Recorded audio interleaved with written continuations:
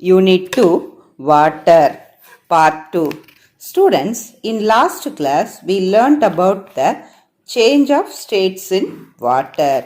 In today's class we are going to learn about water cycle and its importance and rainwater harvesting and its benefits. Okay, let us see the lesson now.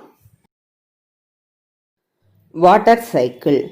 In nature, water keeps changing its state. Let us see how this happens. Due to the sun's heat, water in oceans and rivers changes into water vapor and rises up. Students, see the picture. This is a picture of a water cycle.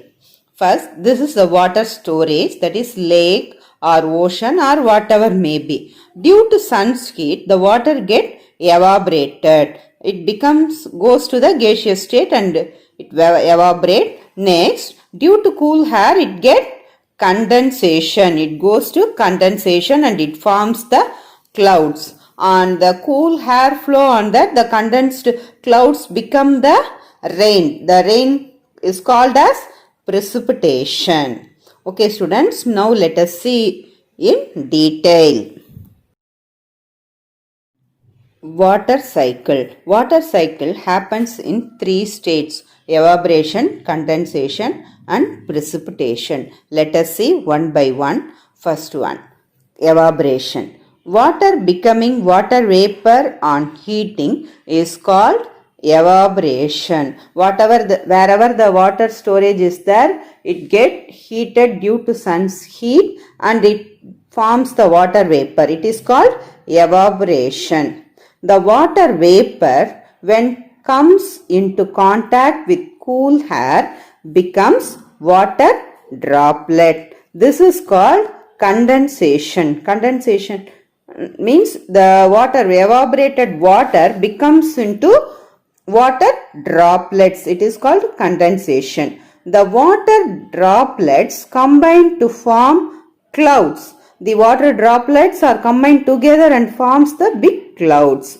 The water droplets continue to combine and they become big and heavy. These water droplets then fall down as a rain. This process is called as precipitation. This is called precipitation. In colder places, combined water droplets come down as a snow, sleet or hail. This continuous change of water from one state to another in nature is called water cycle. Sleet means ஆலங்கட்டி மழைன்னு சொல்லுவாங்க. Okay, in some places the stone rain will come as a ice cubes. That is called hail. Or in some places it comes as a snow. Snow na பனிப்பொழிவா இருக்கும். If we have the snow, we don't get rain. Like that, in aged people will say, if we get more snow, we don't get rain. If we have rain, we don't get snow. Any one will happen. So, water cycle happens in three states. First one, evaporation. Next, condensation. Next, precipitation. Due to sun's heat, water get evaporated from the water storage places and it forms the water droplets. When the cool air fall on that, the water vapor forms the water droplets. It is called condensation and the water droplets combine to form a big and heavy clouds and it comes as a rain.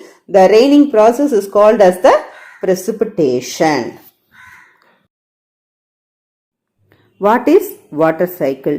Students, in water cycle, three stages are involved: evaporation, condensation and precipitation. When these stages occurring repeatedly and continuously, that is called water cycle. Let us see the proper definition for that.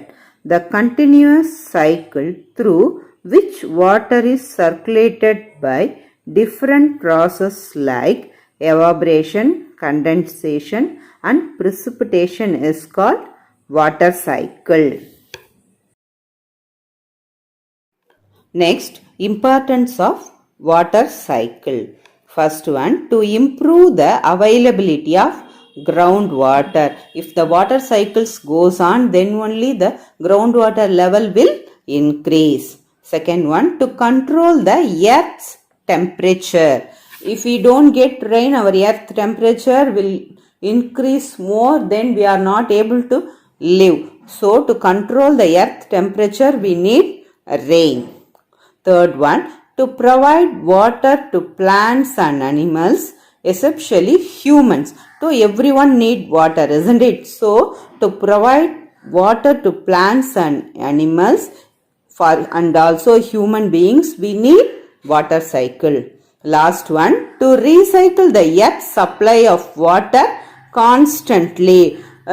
If the water cycle happens regularly, then only we will get water everywhere. So water cycle is a very, very important part. Next, rainwater harvesting. In Tamil we will say as Mazhai Neer Sekharippu. Due to water cycle we are getting more rain. When we get the rain, we should save the water. It is very, very important. If we didn't save the water, we will face the water scarcity during the summer time. So we should always try to store the rainwater. Let us see now. Rainwater harvesting is the process of collecting and storing rainwater for further use. Whenever we get rain, we should store the water properly. Rainwater can be collected in natural reservoirs or artificial tanks. We can store in natural places, or in our home we can make some arrangement and we can store the water in our home also. Rooftop harvesting is also a type of rainwater harvesting. Rooftop harvesting is the best method to save the rainwater in our home. The rainwater on the top of the building is collected and passed into the ground through pipes. Water passing through the pipes enters the pit, which consists of gravels, porous sand.